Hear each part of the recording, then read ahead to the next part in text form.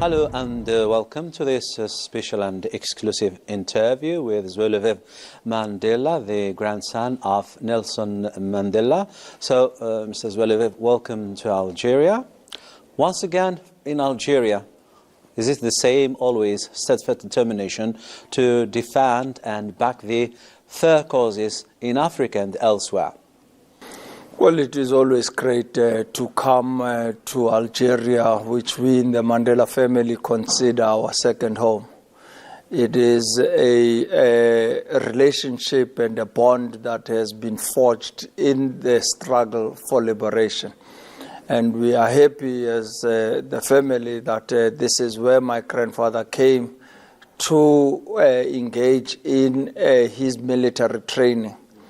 And my grandfather, President Nelson Mandela, has always spoken highly about his times being here in Algeria. And this is why, over the years, we continue to come back to visit our second home and gain inspiration from the Algerians who have been able to sacrifice 1.5 million martyrs in their revolution against the French settler colonialists.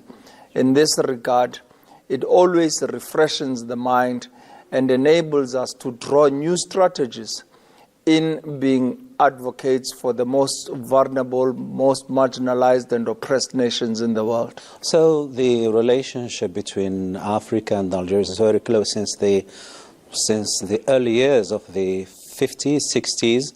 And, Algeria has always been behind the liberation and independence of several countries. And it is still now the same job, I think. The same role is Algeria playing now, helping people to get free.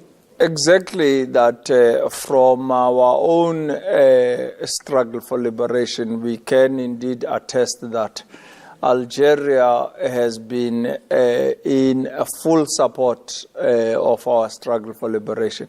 Like I've said, that my grandfather came for his military training here.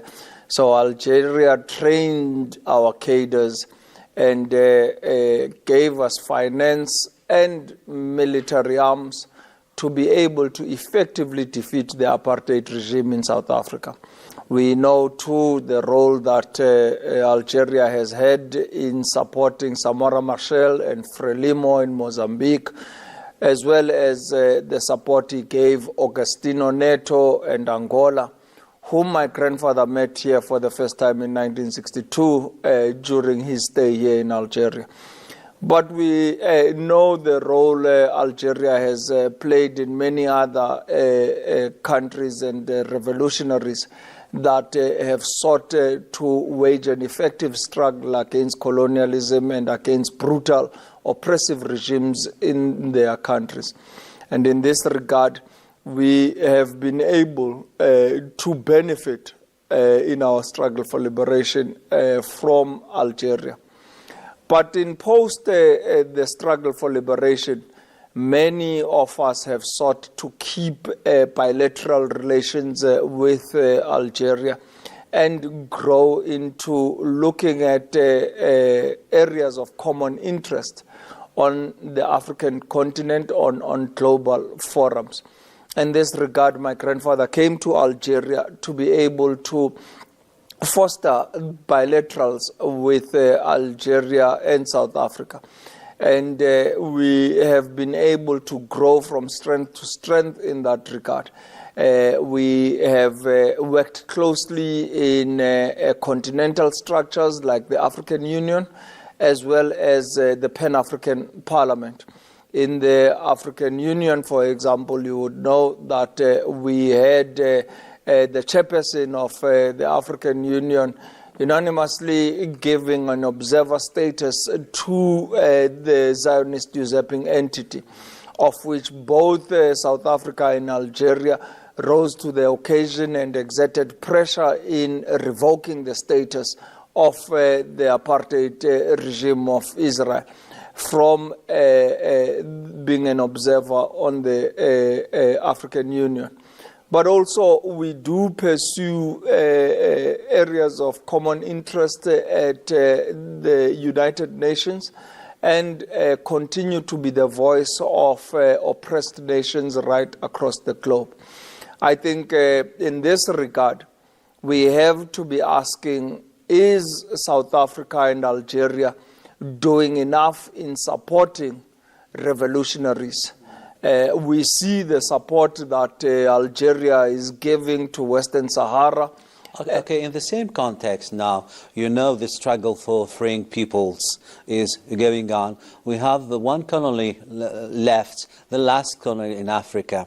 And I think Algeria and South Africa are doing a good job in this context. Absolutely. I mean, when it comes to Western Sahara, these are comrades and brothers that stood side by side with us in our struggle for liberation. And one thing that we can draw lessons from my grandfather, Madiba, he has always said that our relation with any country is based on what their attitude was to our struggle for liberation. And in this regard, we know that Polisario and the Sahrawi Republic stood side by side with us during our darkest days in history. And now we continue to strengthen the relationships between South Africa and the Sahrawi Republic. We know very well the role that Algeria is playing in supporting and aiding the Sahrawi Republic. But South Africa at the regional level on the SADC region, we held the SADC region Solidarity Conference for the Sahrawi Republic, where President Ghali came to participate together with other head of states on the SADC region, which was a real success. And I think both South Africa and Algeria are committed in decolonizing Africa and are looking to do all that is necessary in liberating the last colony on the African continent. But with that said, I still believe there is much more to be done in ensuring that we can give full support to our Palestinian brothers and sisters in Gaza and all over the occupied Palestine. South Africa has been able to take the Zionist usurping entity. Okay, we remain always in Africa because we will move on to Palestine later on. So we stay in Africa. Don't you think that that Africa have a bigger say? We must have also, to have sovereign decisions, we must have also a sound economy, a good cooperation. To what extent this can play also in giving more influence to Africa, the economic cooperation, the economic growth, and the political sovereign decisions? Well, we are looking to ensure that we rid the African continent of the poverty, hunger, and unemployment high rate that we see, particularly of young people. And therefore, we need to look at how we can utilize the Africa Free Trade Agreement in ensuring that we have the economy and trade in Africa strengthened. We need to be able to trade with one another and support one another's own development. In this regard, we have been able to look into what are the cultural exchange programs that we can be able to engage with between South Africa and Algeria. I have been very happy to participate in seeing Air Algeria being able to fly from Algeria to Johannesburg twice a week. A direct line, yeah. A direct line. Yeah. So this has been able to open doors for trade and for import and export on the both sides. We are also looking to see as to what are the other opportunities that we can engage on. I can say that from having come here before in opening the Nelson Mandela Stadium at here in Algiers, I spoke By the way, you were highly. the hero during the inauguration event. Open doors for trade and for import and export on the both sides. We are also looking to see as to what are the other opportunities that we can engage on.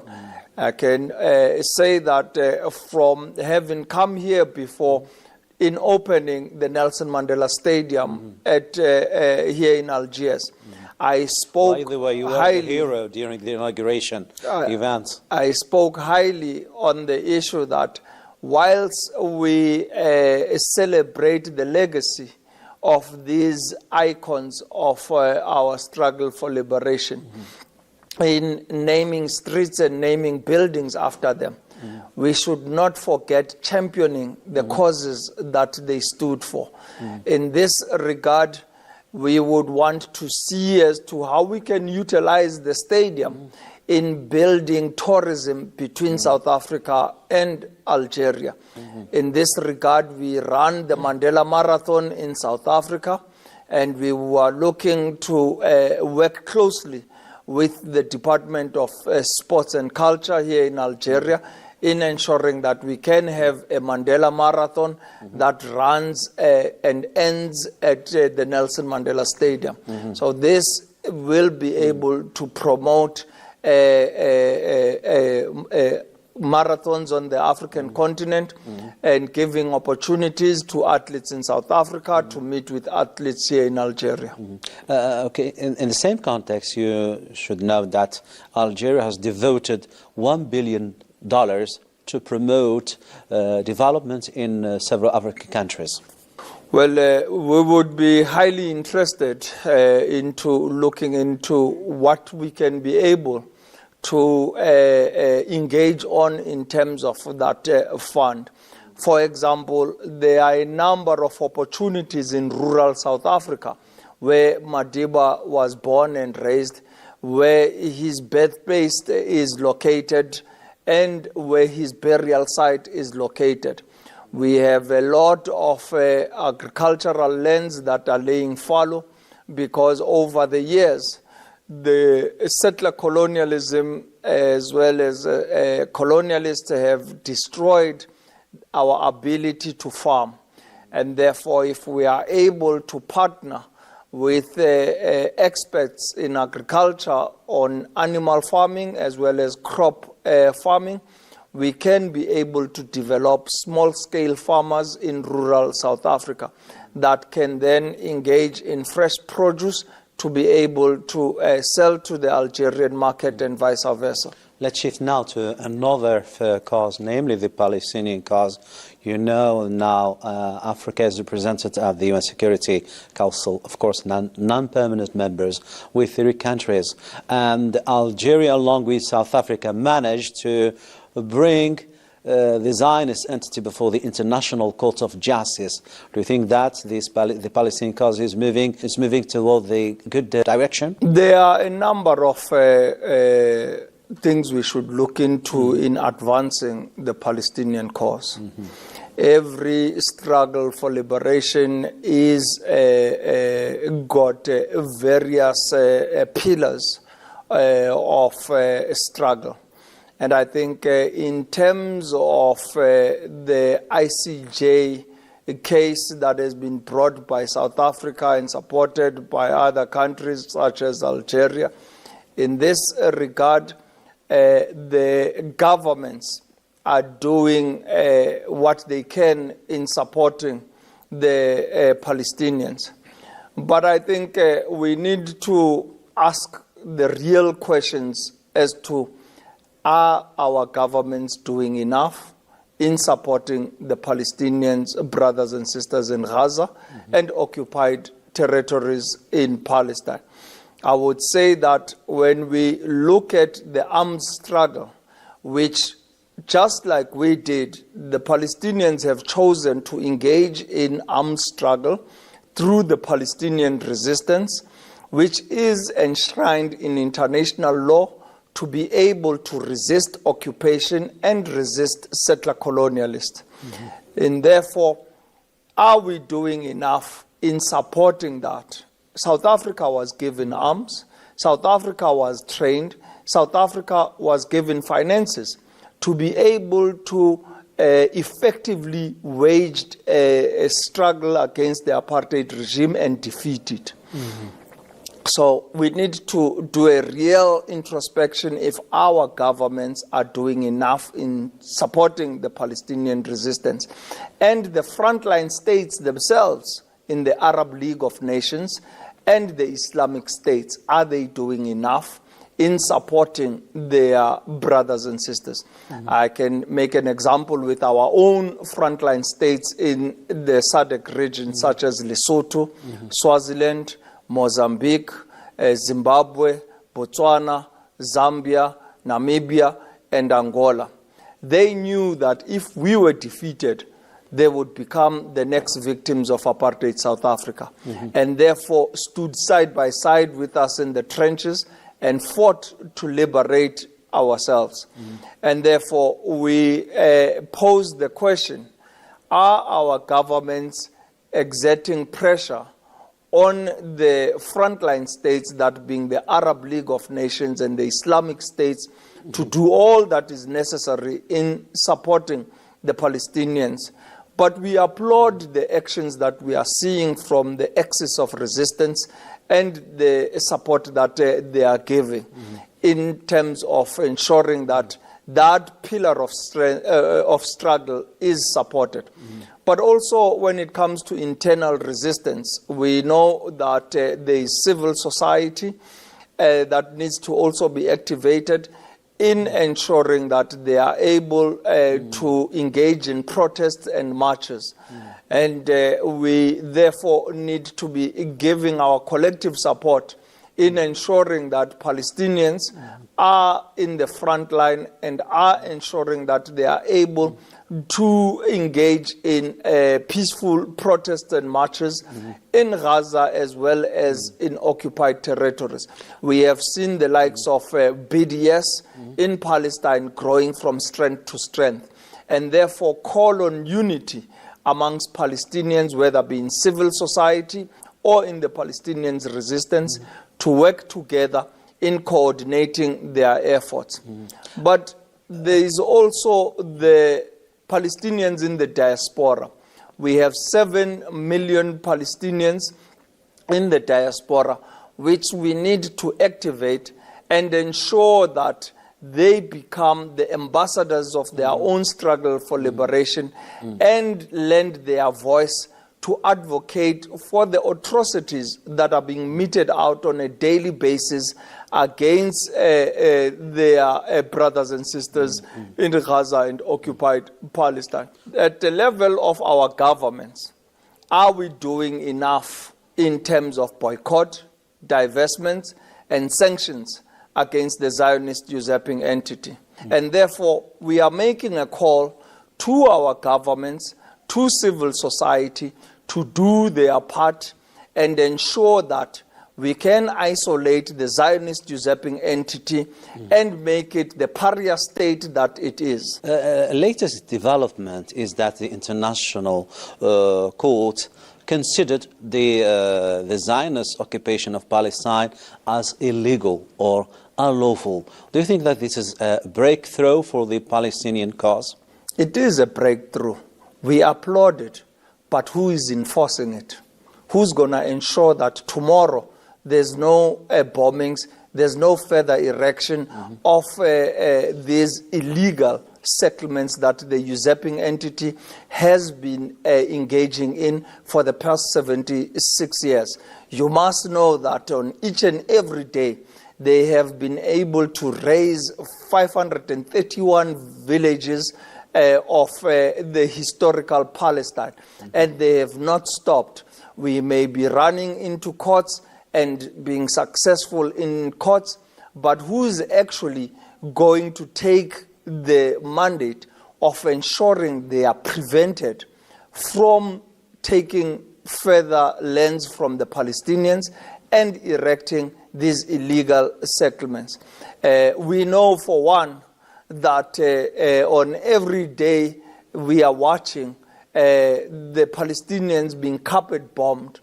Babies, children, women in particular are at the realm of the Zionist genocide, ethnic cleansing, war crimes, and crimes against humanity?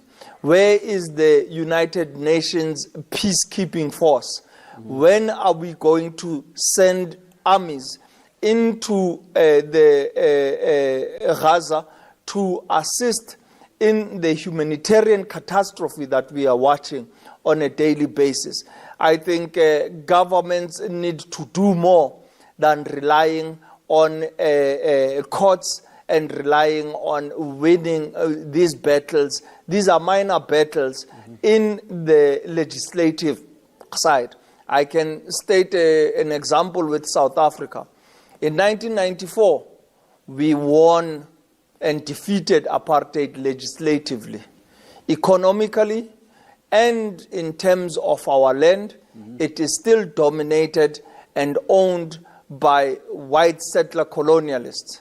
And we haven't been able to reverse that in the past 30 years. Are we saying, therefore, that we must wait another 30 years before we can be able to wake up and effect change on part of the Palestinians? They do not have that luxury, and we need to act now. To conclude our interview, in a word, are you optimistic about the future of Africa in general, about freeing Western Sahara and any developments concerning the Palestinian cause? In a word, just to conclude the interview. We are very optimistic as Africans in ensuring that we live a united Africa and a better Africa for future generations to come. But we need to be sincere to who we are. Historically, we come from a brutal past of having waged a resistance wars against colonialism. We have waged a struggle for liberation against brutal, oppressive regimes, and can therefore not be silent when such atrocities are emerging on African soil as well as on international countries. We need to be the voice for the most vulnerable, marginalized and oppressed nations right across the globe. But we need to also send a strong message to African leaders that are self-serving and are only interested in growing their pockets. We want to see leaders like the founding fathers of the Organization of African Unity in ensuring that we are able to have leaders that are there to serve their people, leaders that are there to ensure that they better the lives of their people. The grandson of Nelson Mandela, thank you very much for this interview. With this, we come to the end of this special and exclusive interview. See you next time. Keep tuning to our channel, and bye-bye for now. دزاير تيوب، أول قناة إلكترونية في الجزائر.